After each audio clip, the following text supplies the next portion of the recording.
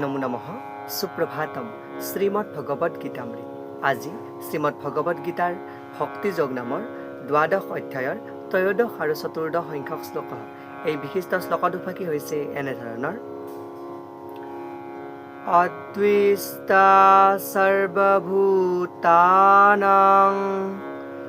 মৈত্ৰঃ কৰুণা এব চ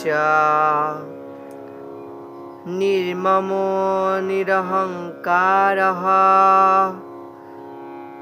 সমদুঃখ সুখঃ ক্ষমী সন্তুষ্টঃ সততং যোগী যতাত্মা দৃঢ়নিশ্চয়ঃ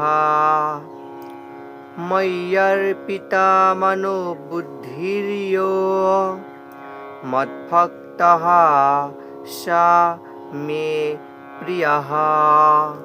এই বিশিষ্ট শ্লোক দুফাকিৰ অসমীয়া অৰ্থ হৈছে এনেধৰণৰ: যিজনে কাকো ঈৰ্ষা নকৰে কিন্তু সকলো জীৱৰে প্ৰতি বন্ধুত্বৰ ভাৱেহে পোষণ কৰে, যিজন দয়াশীল, যিজনে নিজকে একো বস্তুৰ গৰাকী বুলি নাভাবে, আৰু যিজন অহংকাৰ শূন্য, যাৰ বাবে দুখ আৰু সুখ দুয়োটাই সমান, যিজন ক্ষমাশীল, যিজন সদায় সন্তুষ্ট হৈ থাকে, আত্মসংযমী আৰু দৃঢ় সংকল্প লৈ সেৱা ভক্তিৰ কামত ব্ৰতী, আৰু যাৰ মন আৰু বুদ্ধি মোটেই অৰ্পিত কৰিছে, তেনেজন ভক্তই মোৰ অতিকৈ প্ৰিয় বুলি কোৱা প্ৰসংগত ভগৱান শ্ৰীকৃষ্ণই সখা অৰ্জুনৰ আগত এই বিশিষ্ট শ্লোকফাঁকিৰ অৱতাৰণা কৰিছে। শ্লোকফাঁকিৰ প্ৰসংগাৰ্থত ভাষ্যকাৰে উল্লেখ কৰিছে যে শ্ৰীমদ্ভগৱত মহাপুৰাণৰ দশম স্কন্ধৰ 14 সংখ্যক অধ্যায়ৰ এটি বিশিষ্ট শ্লোকৰ পংক্তিৰ উপস্থাপন কৰিছে।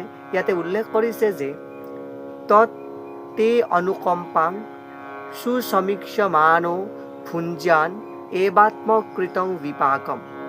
অৰ্থাৎ যেতিয়াই কোনো এজন ভক্তৰ কিবা কষ্ট হয় বুলি, অসুবিধা হয় বুলি তেওঁ অনুমান কৰিব পাৰে, অৰ্থাৎ ভগৱান কৃষ্ণই ভগৱানৰ ভক্ত এজনৰ কিবা অসুবিধা হোৱা বুলি উপলব্ধি কৰে, আৰু মোৰ পূৰ্বতে কৰা কিবা বেয়া কামৰ বাবেই এই মানুহজনে মোৰ শত্ৰুতা কৰিছে, গতিকে তেওঁৰ শত্ৰুতাৰ প্ৰতিবাদ কৰাতকৈ সহি থকাই ভাল বুলিও ইয়াতে উপস্থাপন কৰিছে।